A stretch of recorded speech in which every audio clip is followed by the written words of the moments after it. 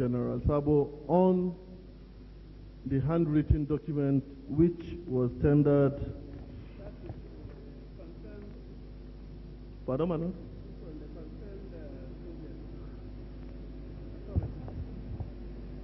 All right. Which portion do you want to use? This one? No, my lord, I'm tendering the document as it is. Yes. Mark it exhibit and let us know the portion you want to use. Yes, what is the next exhibit? Exhibit, what is this?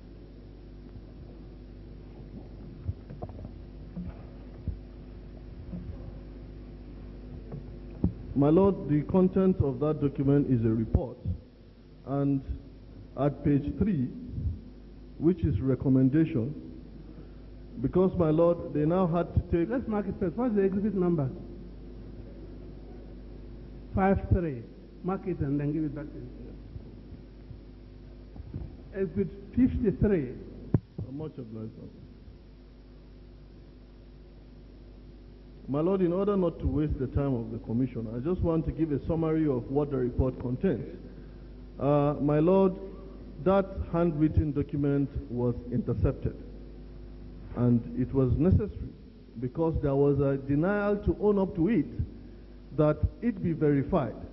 So a handwritten document made by General I.A. Sabo was taken along with a page of that handwritten document, and a police report, handwritten writing expert report, was gotten confirming that it was General I.A. Sabo's handwriting. It was on that basis that he was arrested on that particular document. That is the essence of this particular Exhibit 53. Read out the conclusion.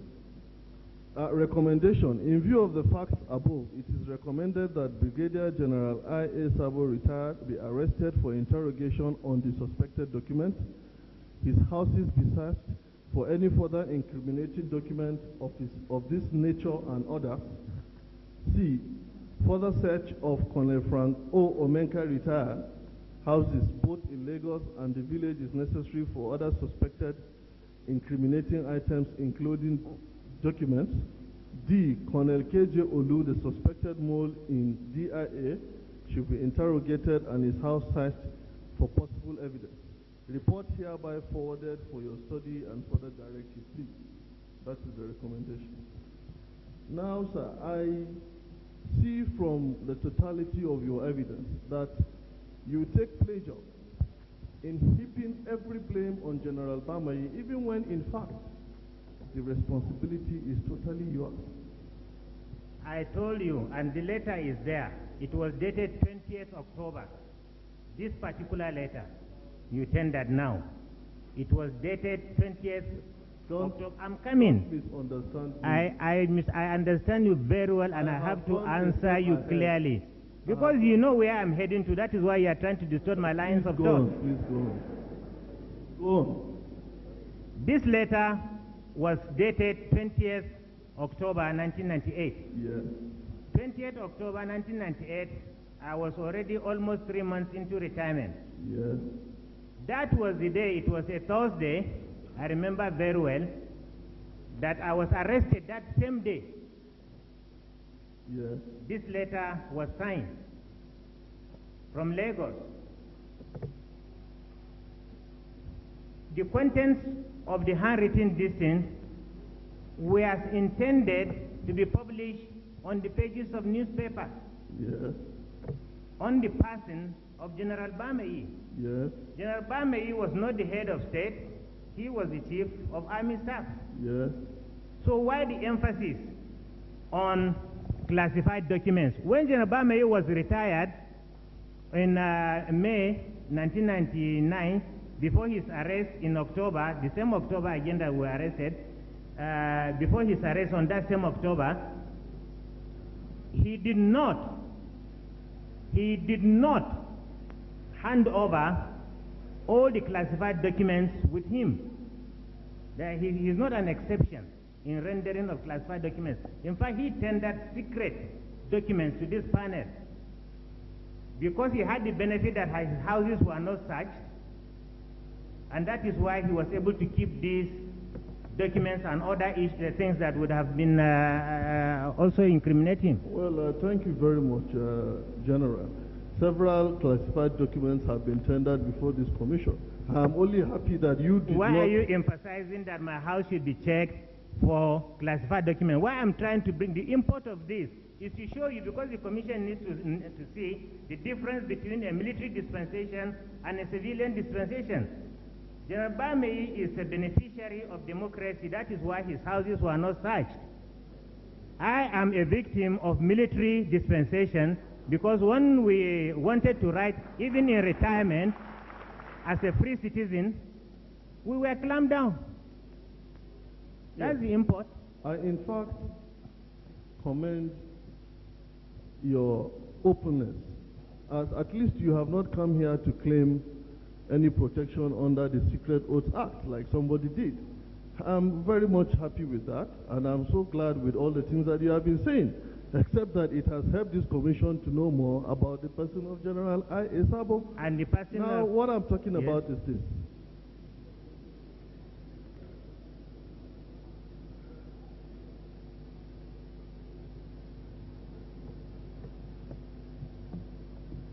I put it to you that you take pleasure in heaping blames on General Bamei, even when there are matters squarely within your own pressing. The problems here, as I said before, I am coming, the issue here, as I said before, and I will always say it, is that General Bamei happened to be the fountainhead of all the problems that happened at that particular dispensation.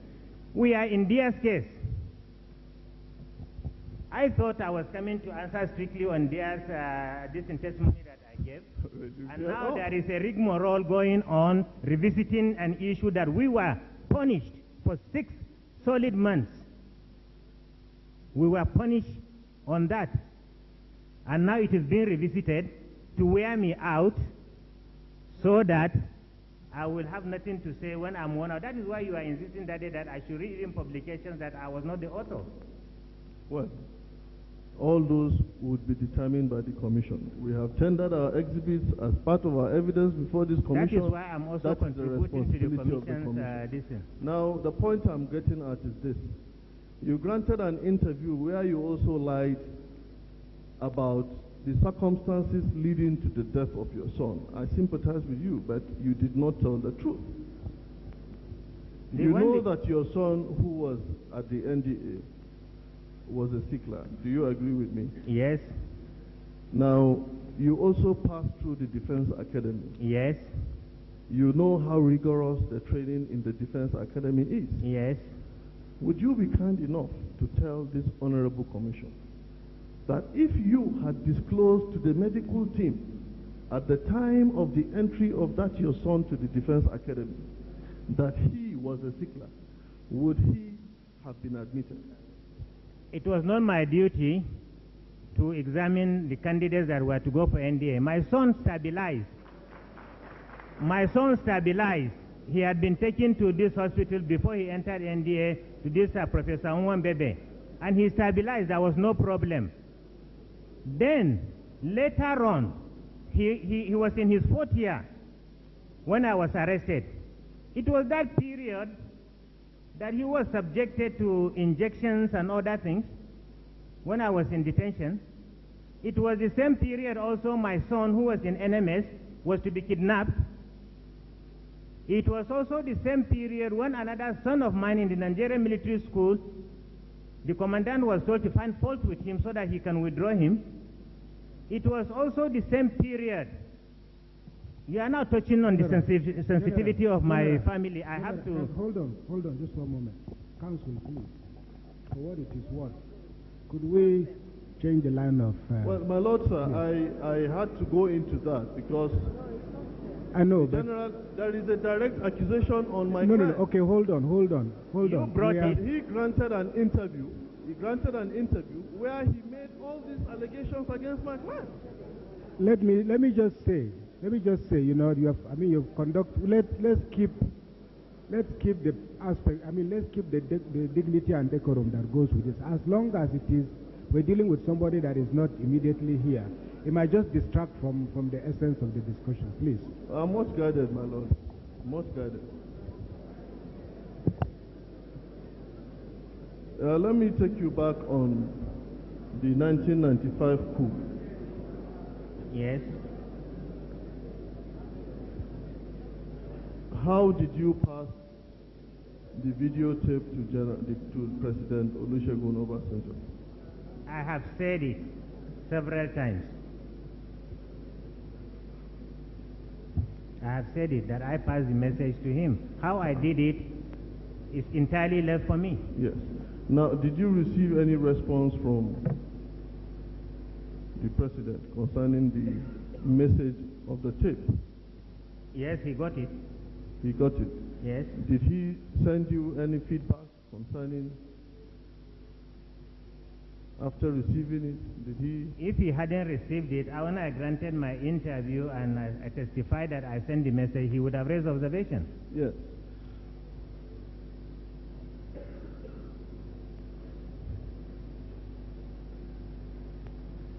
You will agree with me that having sent such a tape to tell President Obasanjo, about those who spoke loudest on the fact that the law must take its course, I will be correct to say that what you are doing, that is the continuous attack on the person of General Bamai, is in consonance with the response you got from Mr. President. Not at all. The video tapes were rendered. In that video tape, it wasn't only General Bamai that was loudest in the distance. Yes. And I said it here. I said it here. Would you have acted contrary to the response of the President if you had received any response at all? That is hypothetical. Since it didn't happen, I don't know where you are heading to. I'm asking you. It's hypothetical. As a loyal citizen who saw something about the person of the President, who was generous enough to have taken it to him, if you had received any response, would it have been contrary to that particular response, your own conduct? I haven't received any response directly as I said. Well, I'm putting it to you that your continuous attack on the person of General Bamai is in consonance with the response you received from the President. Not at all. Not at all. I disagree with you totally. Well, my lord, I would, like I said, stop here. I have to go and tidy up my end because my client has been in prison. I need to get more documents. Do you have further questions to ask? Pardon, my lord? Do you have further questions? Yes, my lord. Now, how do you get the materials? Well, my lord, I intend to, barring any adjournment that would necessitate my presence here tomorrow, I intend to at least travel by tomorrow, sir. Oh, we want to get the facts tomorrow. What have you got tomorrow? Is he appearing? My lord, at this juncture, I want to make... Which one is that? I see. My lord... Have you got a junior? Just let's finish with counsel. Have you got a junior? If he's not going to cross-examine tomorrow, that if you're not going to cross-examine tomorrow... My lord, sir, I am not on retainership, and neither am I being paid for this case. We have no junior. My client happens to be my uncle, and I have been the person doing this matter. I am seized of the facts of this case. It is only prudent that I continue with the prosecution, So or rather the defense of this matter. Do you have tomorrow that is appearing?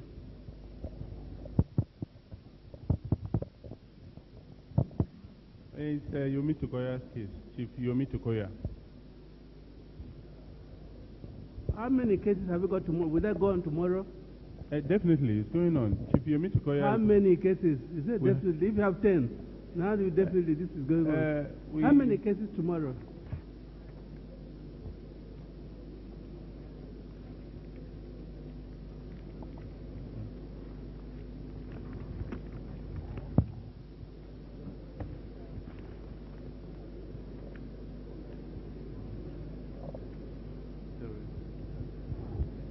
Well, we have about 8. Yes, my lord. Well, if we do 7 and that one, yes. You have to go. Are they all new cases or part-hard cases? Part-hard. We have all the of them. Ashekwa's case is coming up tomorrow. All of them? Yes. Well, yes, let's hear what you are going to say. Yes, before my lord, we... I want to observe most respectfully that my signature had been collected. A sample of my writing has been collected, and there is insistence to go to find more facts. And I hope, and I do sincerely hope, very seriously, that there hasn't been any diskette now that has been printed to carry signatures and so on and so forth. That is my candid observation.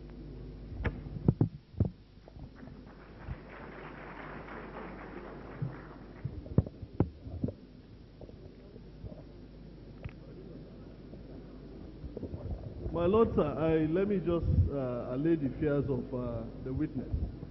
The purpose of asking him to write and also have his signature, sample signature, there is a writing on the diskette. At the time when it is necessary to verify whether they belong to the witness or not, there perhaps might be a need for this commission to order for the report of an expert. Yes, that is so. That is just the reason, sir. That is perfect with me, yes, honestly. Thank you. So, do we say next tomorrow will be available? I want to finish this aspect of the case. Wednesday, yes. Next tomorrow? Wednesday, yes, my lord. Wednesday, all right. We'll adjourn this on Wednesday then.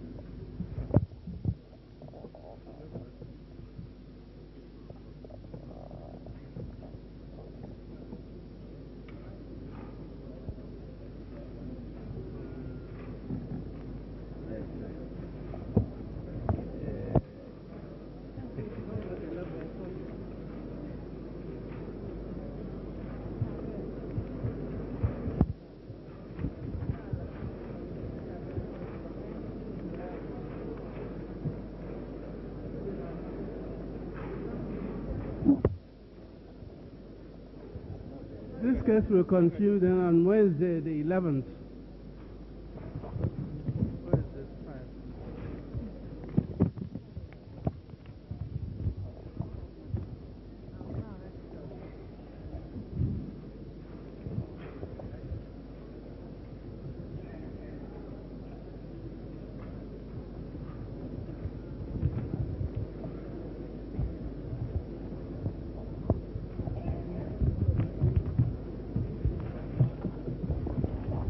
End of the list.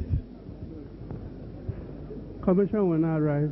Can we rise for the members of the commission, please?